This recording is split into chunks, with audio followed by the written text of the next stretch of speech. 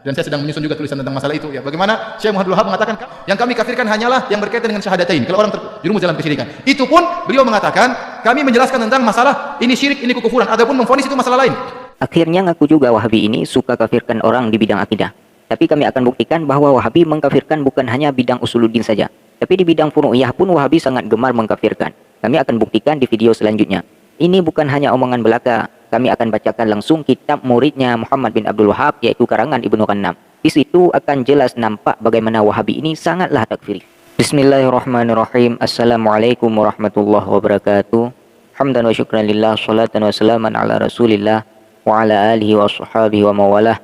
Amma ba'du, seperti biasanya saudara-saudara, kami akan mengkonter perkataan Wahabi dengan perkataan mereka sendiri, atau dengan pernyataan kaumnya, bahkan dengan pernyataan ulama rujukan mereka sendiri. Baik, kali ini kami akan buktikan yang bahwa Wahabi benar-benar takfiri.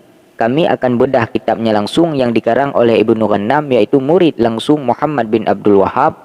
Di dalam kitabnya ini beliau menukil perkataan-perkataan gurunya, yaitu Muhammad bin Abdul Wahab. Dalam kitabnya yang berjudul Tarikh Najd, halaman 13, Ibnu Qannam dengan jelas kelihatan takfirnya. Dia mengatakan, halul muslimina qubaila qiyami syekhi Muhammad bin Abdul Wahab bid-da'wati kana aksaru muslimina fi matla'i qarni sani, hingga kalimat wartaddu bil jahiliyati. Artinya keadaan kaum muslimin sebelum tegaknya dakwah Syekh Muhammad bin Abdul Wahab, mayoritas umat muslim di kurun 12 Hijriah telah jatuh pada kesyirikan dan kembali kepada kejahiliyah. Jadi dalam konteks ini, Muhammad bin Abdul Wahab ini menganggap yang tidak sepaham dengannya, yaitu orang tawasul dan sebagainya, dicap syirik dan termasuk kaum jahiliyah. Nah, berarti ayahnya sendiri dan kakaknya sendiri, yaitu Syekh Sulaiman, juga dianggap sebagai pelaku kesyirikan dan kaum jahiliyah. Lalu Ibnu Qannam melanjutkan, wa antafa'a fi nufusihim nurul huda bil ghurbati jahli alaihim wasti'la'i zawil ahwa'i wad dhalal ilah.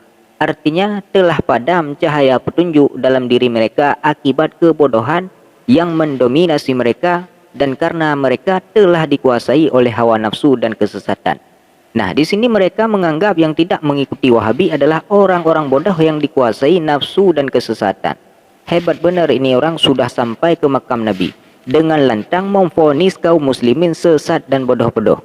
Padahal sangat banyak ulama yang hidup di zamannya Muhammad bin Abdul Wahab ini, tapi semuanya dihantam rata oleh beliau. Lalu Ibnu Qannam melanjutkan lagi, fana bazu kitaballahi ta'ala wara'a zuhurihim. Maka mayoritas kaum muslimin itu telah mencampakkan kitab Allah ke punggung mereka dan mengikuti apa yang dilakukan datuk-datuk mereka dari kesesatan. Mayoritas kaum muslimin itu menyangka datuk mereka lebih mengetahui kebenaran dan lebih mengetahui jalan kebenaran. Jadi dia menganggap datuk-datuk kaum muslimin adalah pembawa kesesatan.